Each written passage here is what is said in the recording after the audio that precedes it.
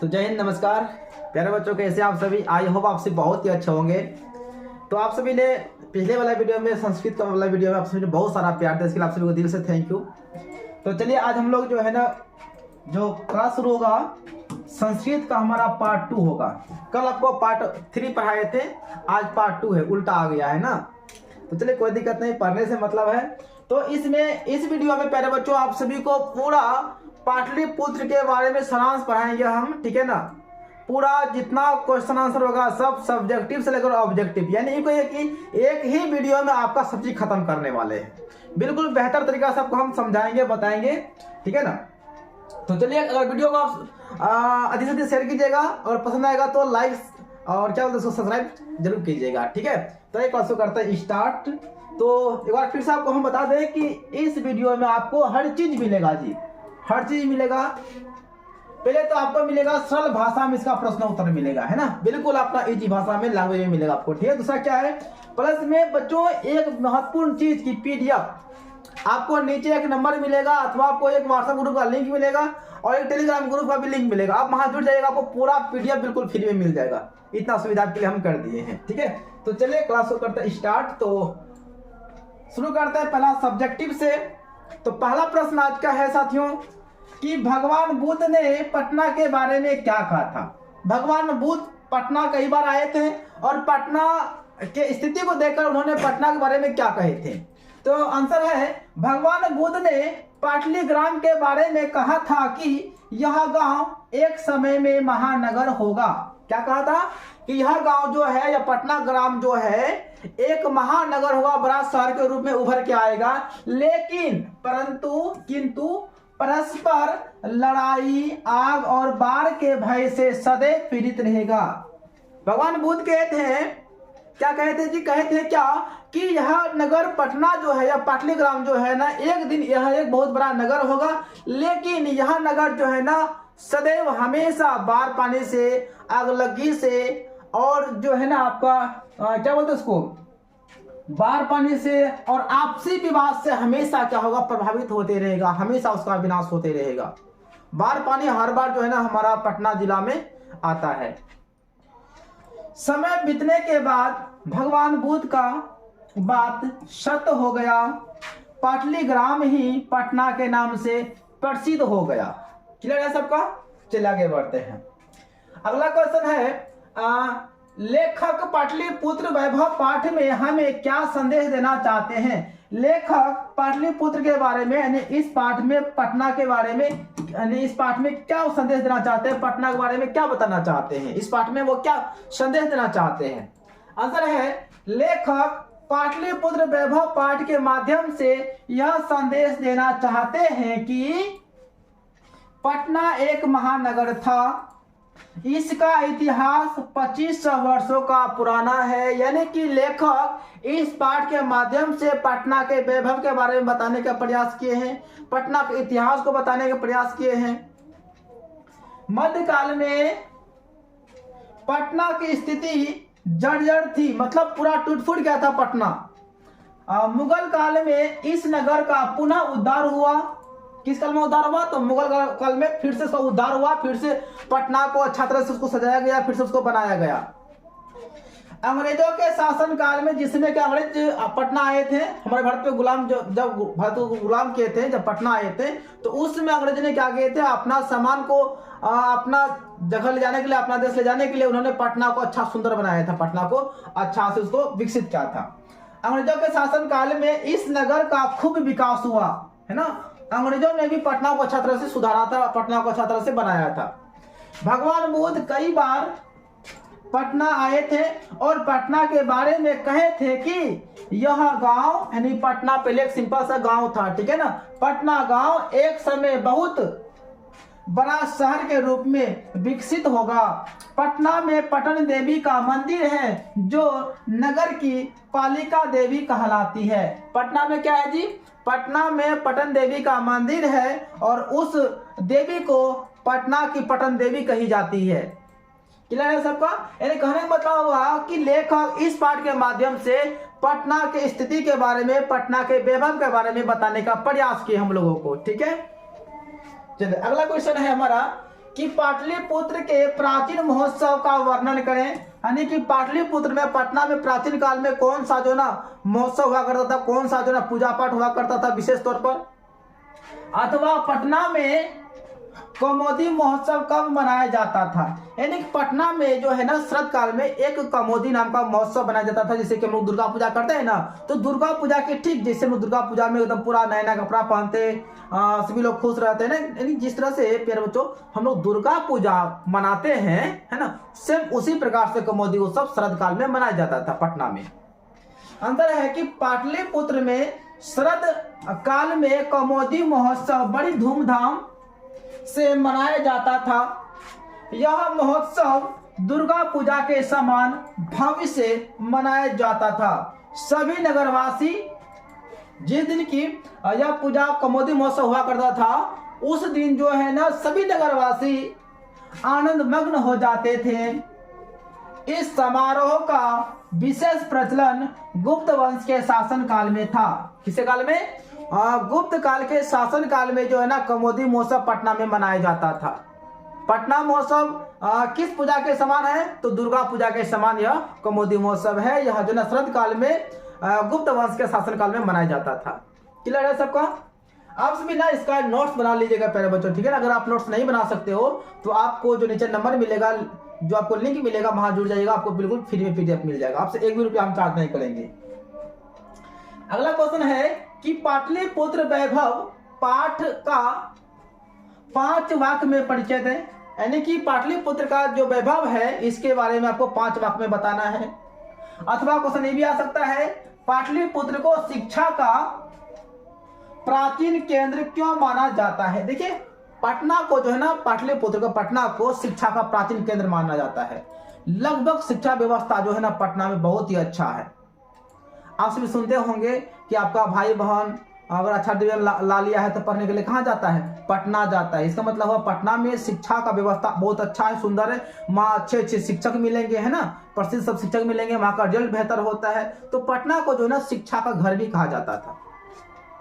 Answer है पाटलिपुत्र एक महानगर है। पाटलिपुत्र क्या है? बिहार का सबसे बड़ा नगर है। यह बिहार की राजधानी है। इसका इतिहास, यानी कि पटना का इतिहास 2500 वर्षों का पुराना है।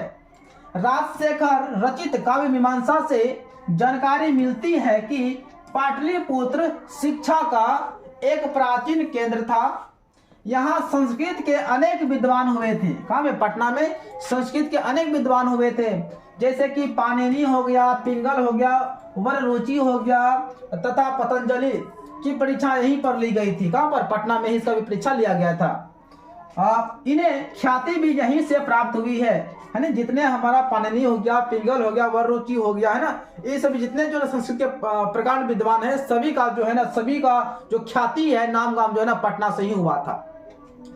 पटना में संग्रहालय है, गोलघर है, जैविक उद्यान है, आदि दर्शनीय स्थल है।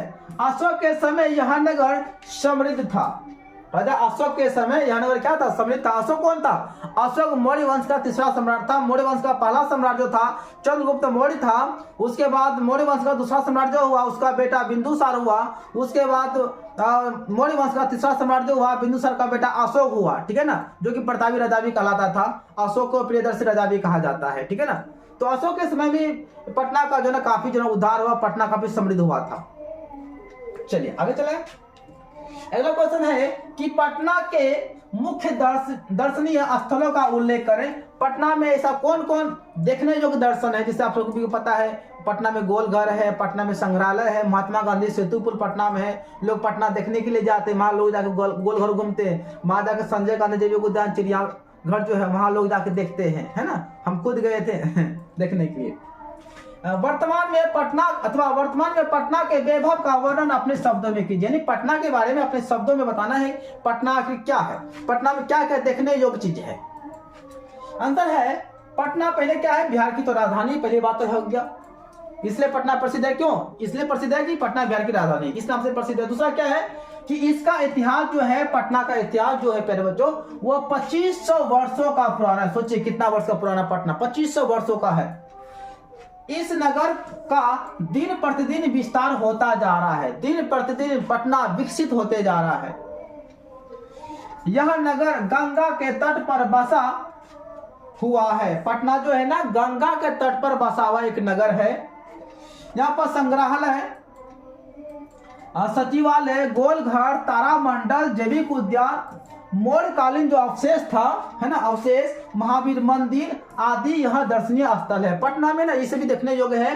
अगर कभी मौका मिलेगा तो आप सभी जरूर जाइएगा। यदि आप अगर IIT एग्जाम देने अगर जाएंगे पटना तो आपको मौका मिलेगा तो जरूर कम से कम आप सभी संजय गांधी जैविक उद्यान जो चिड़ियाघर है वहां जाके जरूर घूमिएगा, ठीक है ना। अंतर्राष्ट्रीय हवाई पत्तन जो है जयप्रकाश नारायण जो है वहां जाके जरूर घूमिएगा, ठीक है ना। हवाई अड्डे जाके जरूर घूमिएगा। तो पटना में क्या है, संग्रहालय है, सचिवालय है, गोलघर है, तारामंडल है, जैविक उद्यान है, मौर्यकालीन जो लोग थे उसका प्राचीन अवशेष मिलेगा, महावीर मंदिर है ना, ये सभी है। सिख संप्रदाय के 10वें गुरु गोविंद सिंह का जन्म स्थल गुरुद्वारा के नाम से भी पटना क्या है, प्रसिद्ध है। पटना में यह सब चीज है। तो पटना कोनो जो ना सामान्य शहर नहीं है। पटना बहुत सारे ख्याति है। पटना में बहुत सारे बड़े बड़े विद्वान आए थे। सिखों के 10वें गुरु गोविंद सिंह का जन्म वहीं पे पटना में हुआ है। इसलिए वह जो है ना पटना जो है वह ना सिख संप्रदाय जो है ना ये गुरुद्वारा के नाम से प्रसिद्ध है वो पटना। तो पटना कोनो मामूली सा शहर नहीं, पटना बहुत ही वैभव है। इसलिए तो पटना के बारे में हमारी किताब में दिया गया है। आगे बढ़े।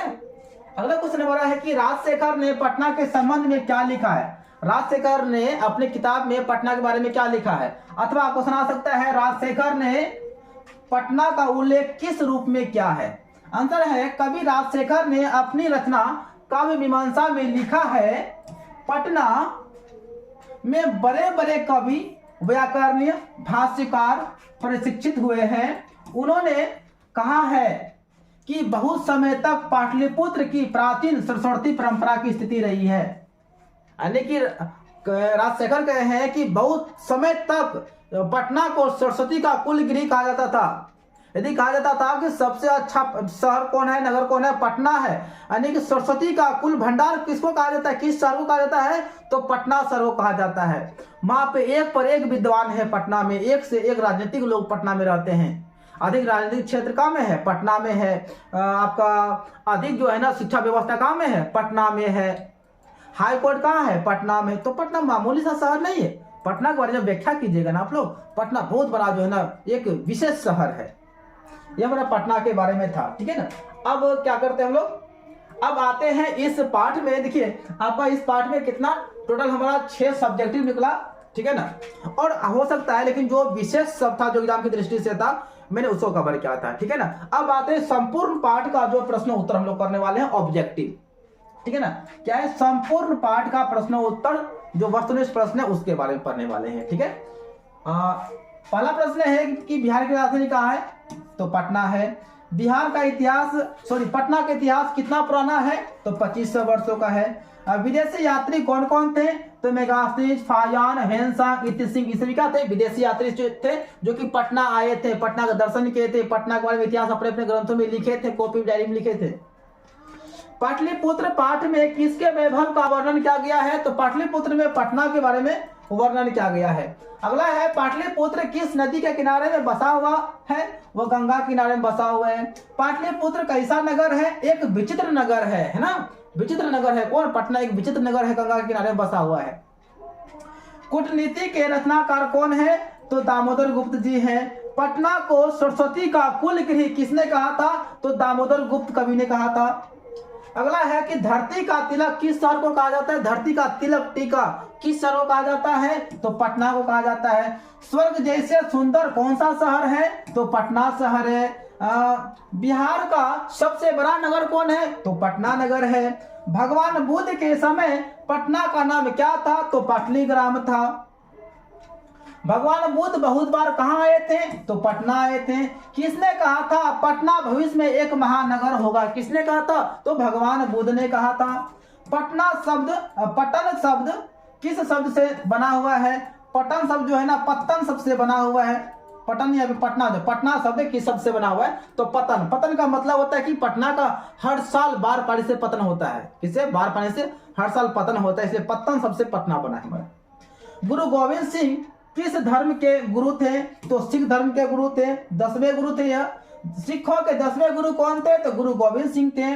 गुरु गोविंद सिंह का जन्म स्थल कहाँ में है, यानी गुरु गोविंद सिंह का जन्म कहाँ में हुआ है? तो पटना में हुआ है। सिखों के लिए पूजनीय स्थल कौन सा शहर है? तो सिखों के लिए पूजनीय स्थल हमारा पटना शहर है। पटना में गंगा नदी पर कौन सा सेतु है? तो महात्मा गांधी सेतु है। अगला है, किसके काल में पाटलिपुत्र की रक्षा व्यवस्था उत्कृष्ट था? तो चंद्रगुप्त मौर्य के समय में था। यूनान का राजदूत कौन था? तो मेगास्थनीज था। नगर की पालिका देवी कौन थी? तो पटन देवी थी। किस महान पुरुष का जन्म स्थल पटना है? तो गुरु गोविंद सिंह का जन्म स्थल पटना है। अरे सुन में ना, पाटलिपुत्र किस प्रांत की राजधानी है? तो पाटलिपुत्र हमारा बिहार की राजधानी है। काव्य मीमांसा नामक ग्रंथ किसने लिखा था? तो राजशेखर ने लिखा था। राजा अशोक के समय पटना नगर का दृश्य कैसा था? वह अति उत्कृष्ट था। क्या था? अति उत्कृष्ट था, बहुत अच्छा था। मेगास्थनीज पटना किसके समय में आया था? तो वह चंद्रगुप्त मौर्य के समय में पटना आया था। अगला है, पाटलिपुत्र पटना के नाम से कब से प्रसिद्ध हो गया? तो मध्यकाल में वह प्रसिद्ध हो गया था। पहले क्या था? पाटलिग्राम नाम था, बाकी बाद पाटलिपुत्र था। मध्यकाल में वह पटना के नाम से प्रसिद्ध हो गया। अगला है कि पाटल पुष्पों के आधार पे पटना का नाम क्या है? यानी कि पाटल पुष्प का मतलब होता है, लोग कहते हैं, इतिहासकार कहते हैं कि पटना के आसपास में बहुत सारे पुष्प थे, बहुत सारे फूल थे, इसलिए उसका नाम क्या? पुष्पपुर भी रखा गया था। क्या रखा गया था? पुष्पपुर। यहाँ पे है कि पाटल पुष्पों के आधार पे पटना का नाम क्या था? तो पाटलिपुत्र था। कोई पाटलिपुत्र को पुष्पपुर भी कहता है। दुर्गा पूजा समारोह जैसा ही शरद काल में पटना में कौन सा महोत्सव होता था? तो दुर्गा पूजा के जैसा ही, जिसे दुर्गा पूजा का समारोह होता है ना, ठीक वैसा ही समारोह जो है ना, एक कमोदी समारोह शरद ऋतु में होता था। हमारा हो जाएगा कमोदी महोत्सव। कमोदी महोत्सव किसके शासन काल में प्रचलित था? तो गुप्त वंश के शासन काल में। अगला है, किसके समय में पटना का उद्धार हुआ? तो मुगल वंश के काल में पटना का उद्धार हुआ। किसके शासन काल में पटना का समुचित विकास हुआ? पूरा एकदम विकास हुआ, रोड बन गया था। तो अंग्रेजों के समय में। पटना के उत्तर दिशा में कौन सी नदी प्रवाहित होती है? तो गंगा नदी प्रवाहित होती है। किस दिशा में? तो उत्तर दिशा में। एशिया महादेश का सबसे बड़ा सेतु, यानी सेतु मतलब पुल होता है, का नाम क्या है? तो वो हमारा है महात्मा गांधी सेतु। संग्रहालय कहाँ में है? पटना में है। उच्च न्यायालय यानी हाई कोर्ट कहाँ में है? पटना। हम कभी कभी ना मम्मी सब गुस्सा क्या बोलती है, हाई कोर्ट पटने दिखा देंगे, है ना, मतलब हाई कोर्ट कहाँ में है? पटना में है। हाँ, तारामंडल कहाँ में है? पटना में है। संजय गांधी जैविक उद्यान कहाँ में है बच्चों? पटना में है। अगला है, सचिवालय कहाँ में है? पटना में है। महावीर मंदिर कहाँ में है? तो पटना में है। ये भी काल चक्र के कारण कितने वर्ष तक मध्यकाल में पटना की स्थिति जर्जर रही? तो समय बदलता है, बदलने के बाद जो है 100 साल तक, कितने, सॉरी माफ कीजिएगा, 1000 वर्ष तक पटना का स्थिति बहुत ही खराब रहा था।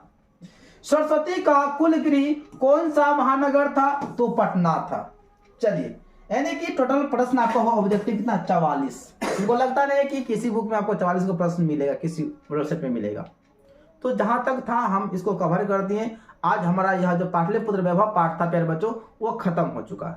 आशा करते हैं कि आप सभी को क्लास अच्छा लगा होगा। आप सभी नोटबुक बना लीजिएगा, बेहतर रहेगा। तो जल्द ही जो है 1 से 1.5 सप्ताह के अंदर में आपको पूरा जो है ना खत्म करने वाले हम, ठीक है ना। चलिए, तो मिलते हैं हम लोग अगले पार्ट में मिलते हैं। तब तक के लिए जय हिंद, वंदे मातरम। वीडियो देखने के लिए आप सभी को दिल से थैंक यू बोलना चाहेंगे। इसी तरह सपोर्ट प्यार करते रहिए और अपना तैयारी करते रहिए, ठीक है। All the best.